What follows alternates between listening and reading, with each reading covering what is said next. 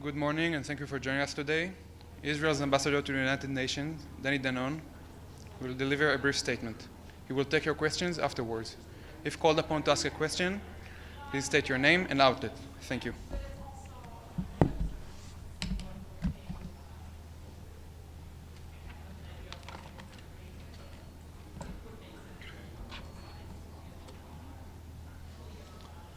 Good morning. You all saw what happened here last week. In a UN conference room, Ms. Vanessa Fraser, the Special Representative for Children and Armed Conflict, tried to silence Israel. She shouted over me, she broke protocol, she acted with a complete lack of professionalism. When I tried to respond to baseless allegations, she tried to shut me down. Today, that same Ms. Fraser comes before the Security Council to present yet another report attacking Israel. A report filled with serious allegations, a report we will answer, a report we will expose. But before we address the credibility of this report, we need to address the credibility of the person presenting it today, because Ms. Vanessa Fraser is not an impartial observer. She is not just an official with bad judgment. She represents a deeper moral failure at the UN, where bias against Israel is excused, rewarded, and dressed up as human rights. She is an anti-Israel activist wearing the badge of a UN official. Her own public record proves it. Let me show you. You can look at this image, which was published on her social media, and she's over there, she can approve it, last Saturday. An anti-Semite posted this image on X to reply Ms. Fraser, and instead of condemning it, she engaged with it. The original comment was of a swastika replacing the Star of David on Israel's flag. That is classic anti-Semitism, textbook anti-Semitism, the kind of hatred every UN official should condemn immediately. Below the comment, you can see Ms. Fraser has replied to it, and I quote, and it's over here: "I look forward to constructive engagement. Together we can eliminate this scourge and do justice to all victims and survivors." Eliminate this scourge? The scourge was right there, a swastika replacing the Star of David. But Ms. Fraser did not condemn it. She engaged with it. She welcomed constructive engagement. Constructive engagement with an anti-Semite. That's a record. You know what? She left. But let's give her the benefit of the doubt. Maybe it was a mistake. Maybe she did not look carefully. Maybe her social media team let her down. Maybe. It can happen. But we all know what someone does when a mistake like that happens. You condemn it. You delete it. You apologize. Ms. Fraser did none of those things. Instead, again, she accused Israel of lying, of fabrication. We have the screenshots. You have it in front of you. We have the evidence. Ms. Fraser, you are exposed.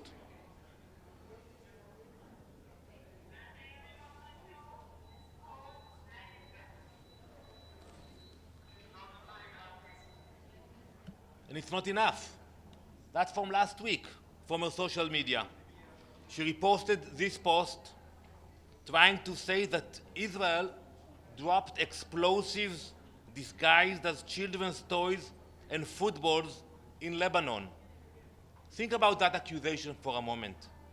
Do you really believe Israel would ever do something so evil? There was no evidence, none. It was a blood libel dressed up as concern for children. And you know who made the original claim that she reposted? Her name is Sarah Wilkinson. We looked. Who is she? Sarah Wilkinson is a Holocaust denier who was arrested in the UK counterterrorism police. She denied October 7th. She denied the Holocaust. This is who Ms. Fraser aligns herself with. This is who she platforms. Then she comes before the Security Council and expects the world to treat her as neutral. Please, the mask is off.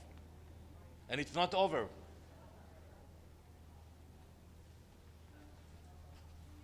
Another example, also from her social media, from earlier this year, Ms. Fraser shared an image of rows of body bags to support allegations about attacks on a school in Iran.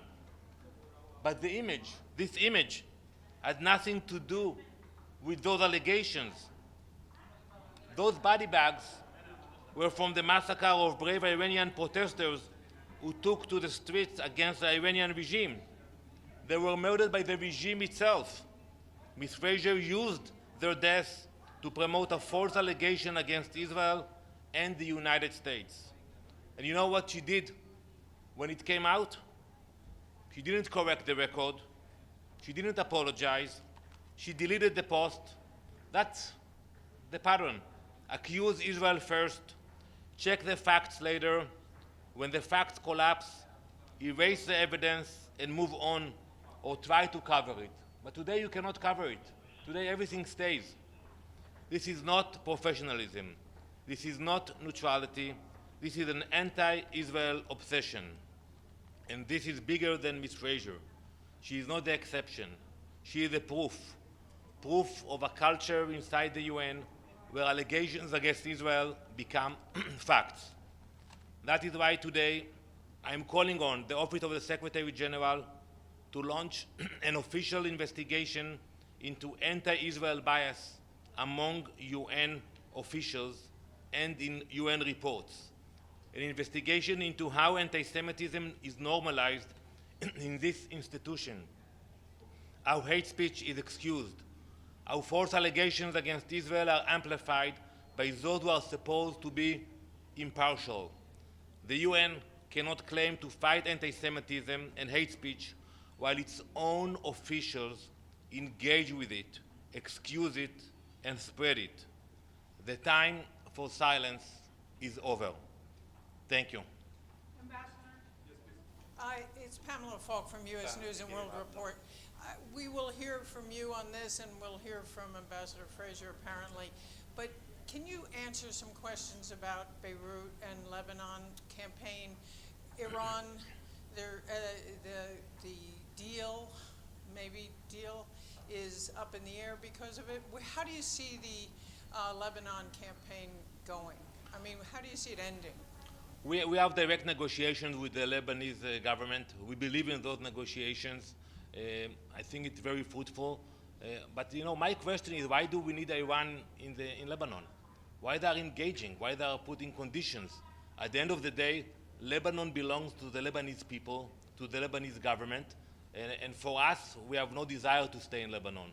Eventually, we want to pull back to Israel and to allow the Lebanese military to take over those positions. One thing is for sure, we will not allow Iran and Hezbollah to come back to where they were at our border. Thank you. Ambassador Adla Massoud with The National. So President Trump last week told reporters he's disappointed Israel can't put Hezbollah away.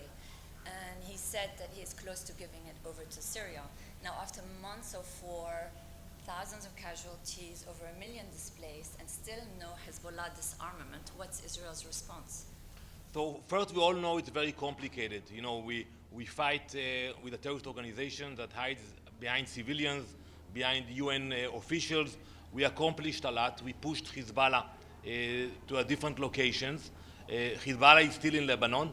And I think we should look at what we achieved now and make sure that they are not coming back to those positions. And that is the dialogue we're having with the Lebanese government. We want to hand them the keys to those locations, but we have to make sure that they are staying there and they are not moving when Hezbollah will try to come back. Thank you very much. Thank you.